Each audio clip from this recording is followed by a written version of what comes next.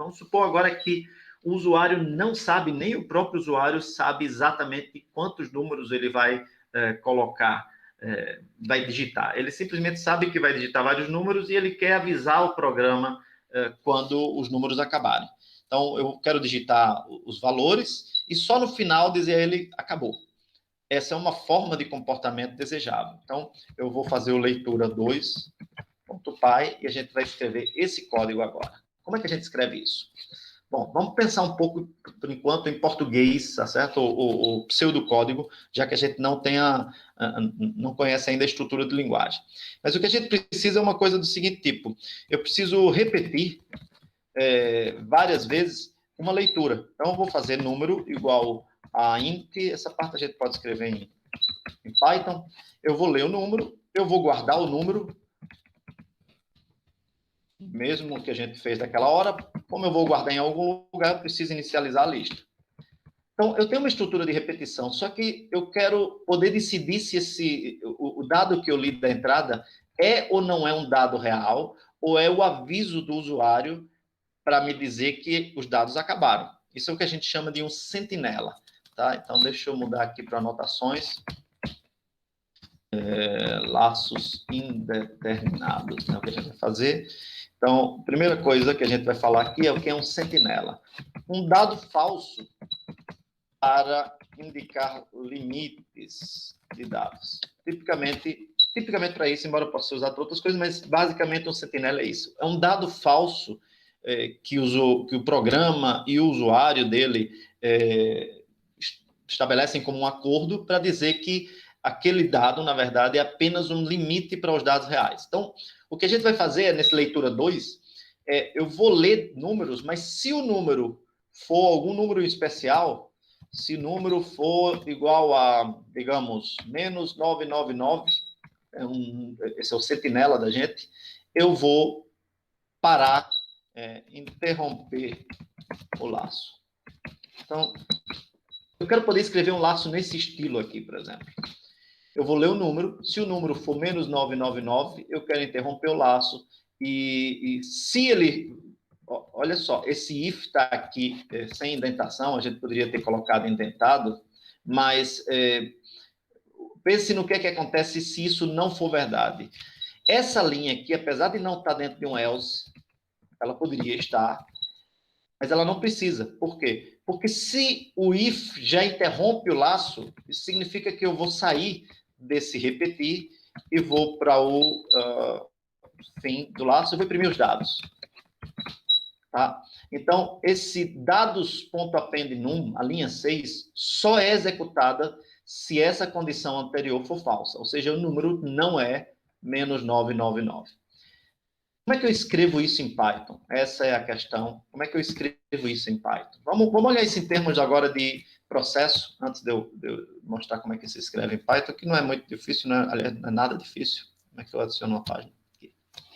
Então, o que a gente quer é uma estrutura de laço um pouco diferente da convencional, onde a gente está fazendo o seguinte: eu estou fora do código e do laço, desculpem, aqui eu estou agora na parte do laço. Vamos separar as ações em bastante detalhe. Essa ação aqui é a de leitura do dado da entrada do programa. Essa aqui é a conversão do dado, em bastante detalhe mesmo. Leitura do dado como string, conversão do dado para inteiro, teste se o número é 999, portanto, aqui é que eu quero sair do laço. Em seguida, como ele não saiu do laço, eu tenho que ter uma próxima etapa, que é onde eu adiciono aquele dado à lista dos dados. E, finalmente, como isso terminou, eu tenho, voltando para cá, terminou o append, eu vou voltar para a parte básica do repetir. Então, isto aqui agora retorna para o começo do laço. Repetindo, aqui a gente faz a leitura do dado, conversão do dado inteiro, teste se o inteiro é 999, adicionar o número à lista e eu volto a repetir tudo. E, obviamente, você tem a parte depois daquilo lá do programa. Você não vem daqui, você vem justamente daqui. Esse é o problema. Você vê que é uma estrutura diferente das outras duas que a gente viu até agora. Você tem uma estrutura em que Opa, tá muito estranho aqui. Em que você nem sai do começo do laço, nem sai do final do laço. Vamos voltar para lá. Você não está saindo do final do laço, como aqui, nem está saindo do começo do laço. Você está saindo do meio do laço. Você está saindo do meio do laço. Isso é extremamente comum em programação. E isso aqui é chamado de loop and a half. Vou dizer em inglês aqui, a gente sempre chama de loop e meio.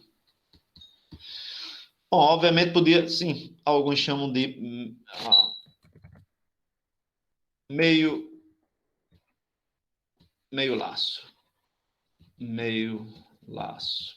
Por quê? Bom, pelos motivos que você já deve ter percebido. O mínimo que você consegue executar aqui agora é meio laço. Se você chama esses 4 nós aqui do grafo de um laço, você tem que lembrar que agora a gente pode executar meio laço.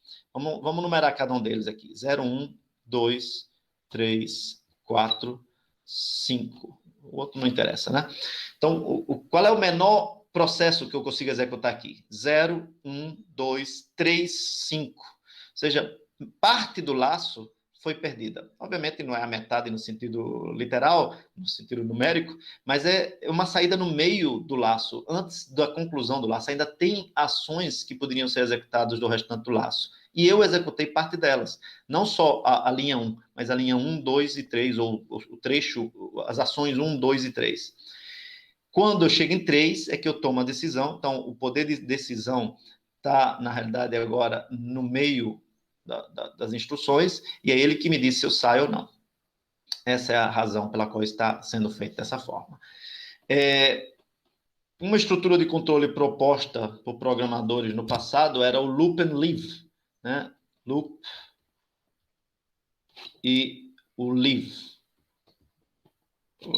Vou colocar aqui na frente para ficar melhor. Loop, leave.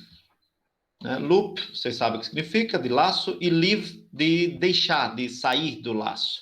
A ideia era que você pudesse escrever coisas do tipo loop, e aí você ia demarcar o bloco, vamos usar aqui uma anotação estilo C, tá certo?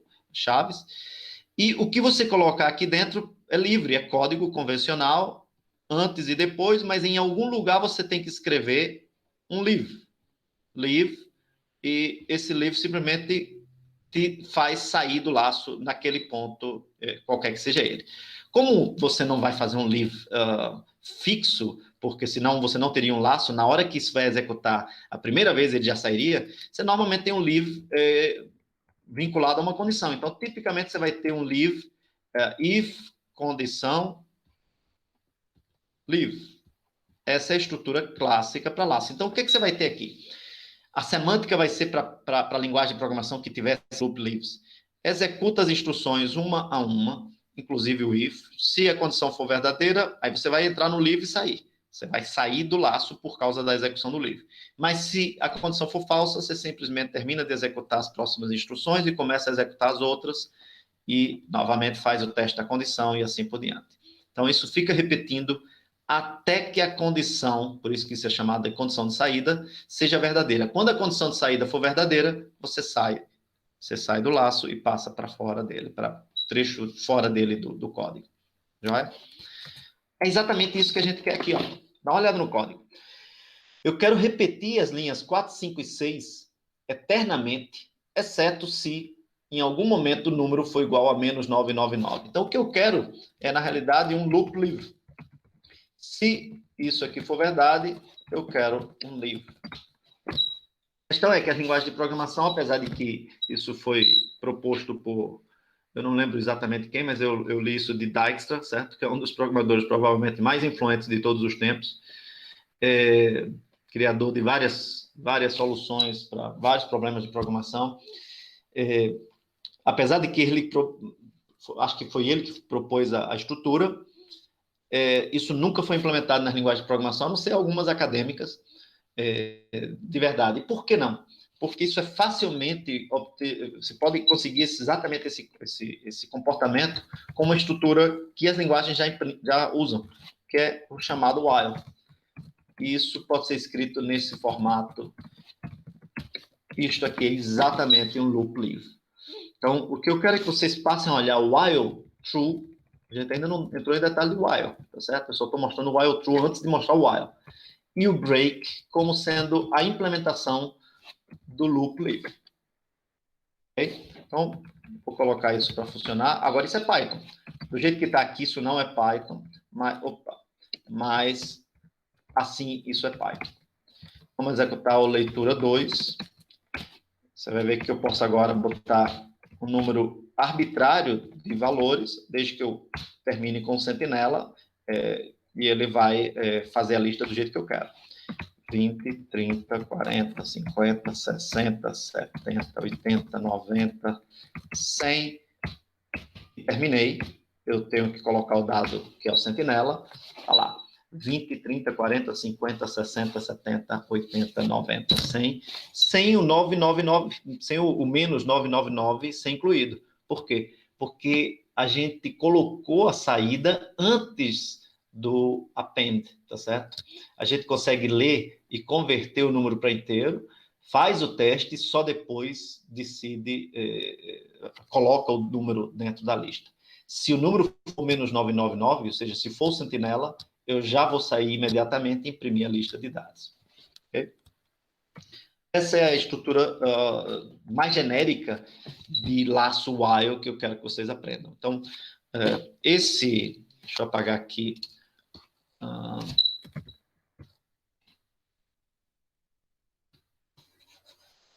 Essa estrutura loop livre é facilmente implementada por